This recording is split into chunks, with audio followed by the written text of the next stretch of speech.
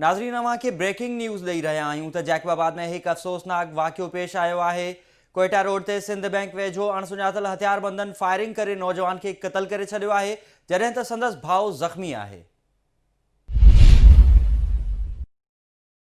अवां खे हिकु भेरो ॿीहर ॿुधाईंदा हलूं त जैकबाबाद जे सिविल लाइन थाणे जी हद कोयटा रोड ते सिंध बैंक लॻ अणसुञातल मोटरसाइकिल सवार हथियारबंदनि फायरिंग करे 28 वरियनि जे मनसब अली गोरशाणी खे क़तल करे छॾियो आहे, जॾहिं त गोलियूं लॻण सबबि संदसि भाउ गोरख गोरशाणी ज़ख़्मी आहे। इत्तला ते पुलिस पहुची ॿिन्ही भाइरनि खे सिविल अस्पताल मुंतकिल कयो। वाक़े जी ख़बर पवण ते मक़तूल जा वारिस बि पहुची विया। मक़तूल जे वालिद सवाली गोरशाणी सहाफ़िन खे ॿुधायो त मुंहिंजे पुटनि मथां सादिक, भुट्टो ऐं यासीन गोरशाणी पुराणे तकरार तां हमिलो कयो आहे, जंहिं में मुंहिंजो हिकु पुटु क़तल थी वियो आहे ऐं ॿियो ज़ख़्मी आहे।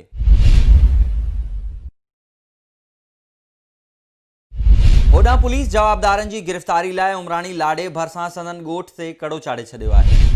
ॿुधायो पियो वञे त मोटरसाइकिल ते हिकु औरत समेत 3 जवाबदार सवार हुआ, जन फायरिंग कई।